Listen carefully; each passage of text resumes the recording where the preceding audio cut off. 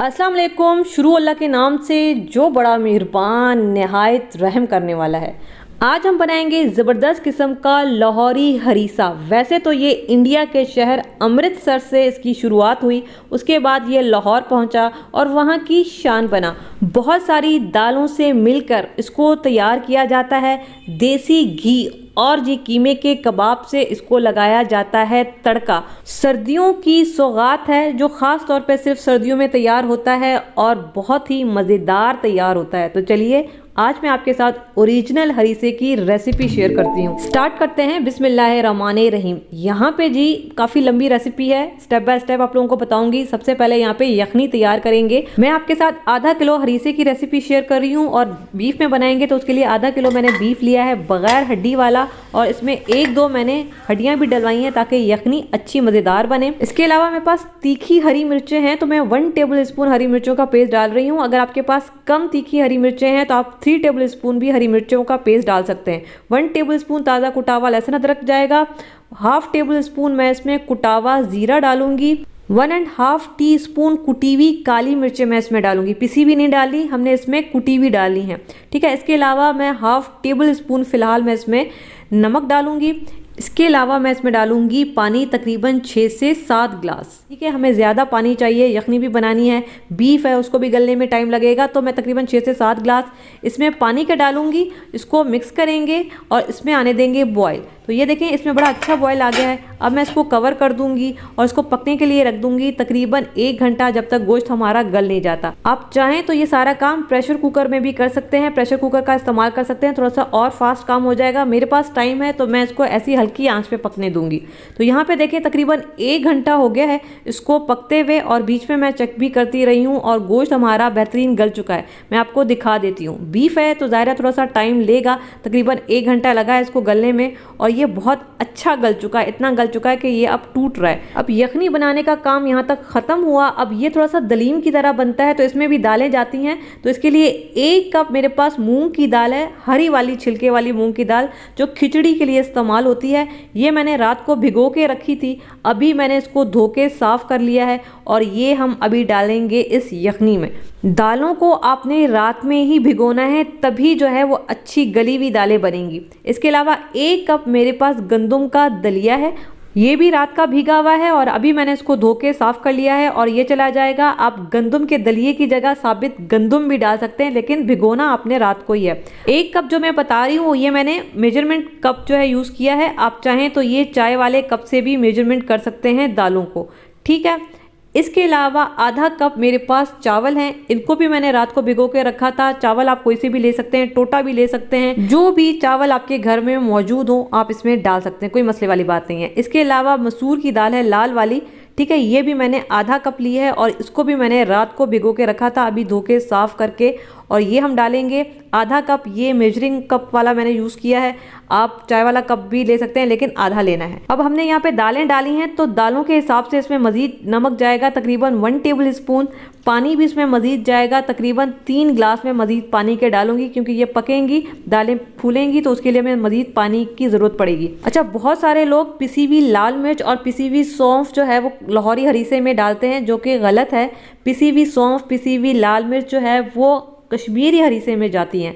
लोगों ने दोनों रेसिपीज़ को मिक्स कर दिया है, दोनों रेसिपीज़ अलग अलग हैं। पानी में बॉयल आ गया था, आंच को मैंने हल्का कर दिया है। इसको कवर करके आधा घंटा हम दालों को पकने के लिए रख देंगे, जब तक दालें गल नहीं जाती हैं। तो देखें दालों को पकते हुए आधा घंटा हो गया है। बीच में मैं चम्मच चलाती रही हूँ क्योंकि दालें हैं, दालें फ़ौरन से नीचे लग जाती हैं, तो आपने बीच में चेक करते रहना है। दालें हमारी माशाल्लाह से बेहतरीन गल चुकी हैं, क्योंकि ये रात की गली हुई थी तो इतना टाइम नहीं लगेगा दालों को गलने में। बाकी आप प्रेशर कुकर में भी बना सकते हैं अगर आपको और जल्दी बनाना है।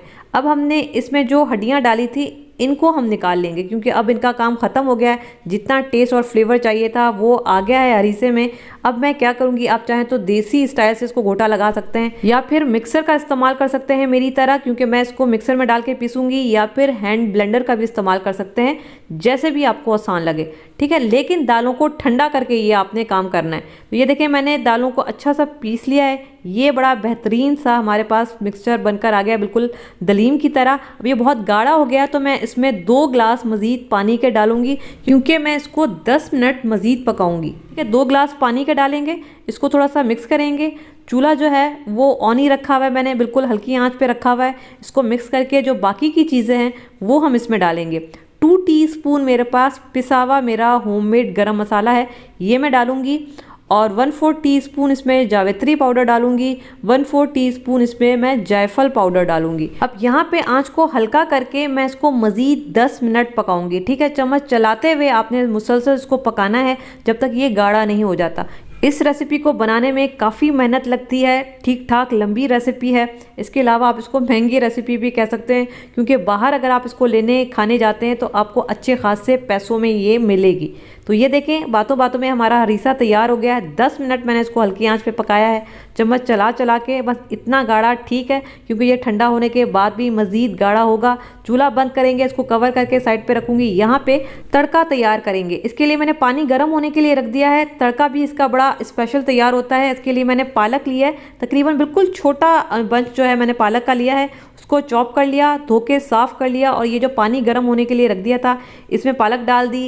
1 मोटी वाली हरी मिर्च डाल दी। इसको पकने के लिए रख देंगे तकरीबन 5 से 6 मिनट, जब तक पानी थोड़ा सा ड्राई नहीं हो जाता, पालक गल नहीं जाती है। तो ये देखिए तकरीबन 6 से 7 मिनट मैंने पालक को पकाया है। पानी तकरीबन ड्राई हो चुका है।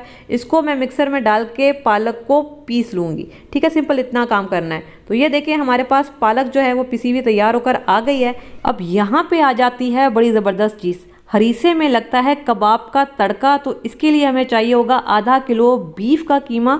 और ये मैंने मशीन से 2 से 3 मरतबा निकलवा लिया था, तो ये बड़ा बारीक हमें कीमा चाहिए होगा। मसाले इसमें क्या क्या जाएंगे, 2 टीस्पून कुटी हुई काली मिर्च डालूंगी। 1 टेबलस्पून भर के ये कुटी हुई हरी मिर्चें मैं इसमें डालूंगी। 1 टीस्पून मैं इसमें डालूंगी नमक। अच्छा, मेरे पास जो कीमा था ना वो फ्रीज हुआ था, तो इस वजह से मैं इसमें 2 टेबलस्पून बेसन डाल रही हूँ। अगर आपके पास ताज़ा कीमा है तो फिर बेसन की ज़रूरत बिल्कुल भी नहीं है। और इसके बाद इन सारी चीज़ों को हम मिक्स करेंगे। अच्छा, कुछ लोग इसमें लहसुन अदरक का पेस्ट भी डालते हैं। वैसे ओरिजिनल रेसिपी में लहसुन अदरक बिल्कुल भी नहीं जाता। अगर आपने डालना है तो 2 टीस्पून आप लहसुन अदरक का पेस्ट डाल सकते हैं। अब इसकी हो गई है मिक्सिंग। इसके बनाएंगे कबाब। अब कबाब इसके किस तरह से बनते हैं, असल मेहनत यही है कि कबाब बनाना ना इसका बड़ा मुश्किल काम है।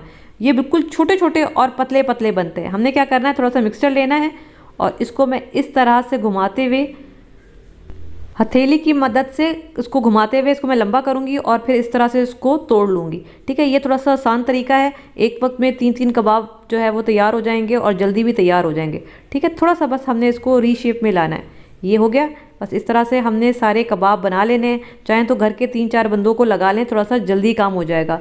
तो इस तरह से हमने सारे कबाब तैयार कर लेने हैं। अब यहाँ पे मैं आपको सर्विंग दिखा देती हूँ कि किस तरह से करनी है। हरीसा मैंने दोबारा से गर्म कर लिया है। अब अगर आपने मेहमानों को देना है तो आपने इस तरह से गर्मा गर्म हरीसा किसी भी बाउल या डिश में डालना है। तड़का तैयार करना है। तड़के के लिए देसी घी का इस्तेमाल करते हैं। मैं इसमें 1/2 कप ऑयल ले रही हूँ और 2 से 3 टेबलस्पून इसमें डालूंगी वाइट मक्खन। इसको ऑयल में बिल्कुल मत बनाइएगा, बिल्कुल मज़ा नहीं आएगा। तो ये देसी घी में ही अच्छा लगता है। मक्खन हमारा पिघल चुका है। अब मैं इसमें लंबाई में कटा हुआ अदरक डालूंगी और ये जो कबाब हमने बनाए थे ये हम इसमें डालेंगे और इनको फ्राई करेंगे। मीडियम आंच में मैं फ्राई करूंगी। इन पे अच्छा सा कलर आने देंगे। इस रेसिपी में सारी कहानी इन कबाब और देसी घी की है, क्योंकि यही रेसिपी की जान है। अब मैं इसमें ये जो पिसी हुई पालक थी ये डालूंगी। इसको मिक्स करेंगे। इसको थोड़ा सा मज़ीद हम कलर आने देंगे कि कबाब पे थोड़ा सा लाइट गोल्डन कलर आ जाए। ये देखें, ये कबाब इस कलर के आ गए हैं। अब हम ये तड़का लगाएंगे जो हमने हरीसा बाउल में निकाला था। बिस्मिल्लाहिर्रहमानिर्रहीम। और ये मज़ेदार खुशबुओं से भरा तड़का जाएगा हरीसे के ऊपर। इस वक्त मक्खन की बेहतरीन खुशबू आ रही है। कबाब मैंने अभी टेस्ट किया है, बहुत ही लाजवाब है। तो इस तरह से आप मेहमानों को सर्व कर सकते हैं। इसके अलावा जो पतीले में हरीसा है आप इसके ऊपर भी इस तरह से तड़का डालें। तो बस आपने इसी तरीके से पतीले से निकाल के और इसको एंजॉय करते रहें, खाते रहें गर्मा गर्म इस सर्दी में। रेसिपी पसंद आई है, चैनल को ज़रूर लाइक और सब्सक्राइब आपने करना है। और इसकी सिंगल सर्विंग ये है कि बाउल में हरीसा डालें, ऊपर तड़का डालें, चाट मसाला डाला है, कुटावा ज़ीरा डाला है और इसको बस इंजॉय करें। बिस्मिल्लाहिर्रहमानिर्रहीम। मैं भी यहाँ पे टेस्ट करूँगी नान के साथ, क्योंकि इसका असल मज़ा नान के साथ ही है। बिस्मिल्लाहिर्रहमानिर्रहीम। वाह जी वाह, बहुत ही मज़ेदार बना है। मैं इसको ऐसे भी थोड़ा सा स्पून के साथ टेस्ट करूँगी ताकि इसका असल फ्लेवर का मज़ा ले सके। बहुत ही मज़ेदार बना है। ज़रूर बनाना है इस सर्दियों में, क्योंकि ये बहुत मज़े का बनता है। मुझे बताइएगा कैसा बना।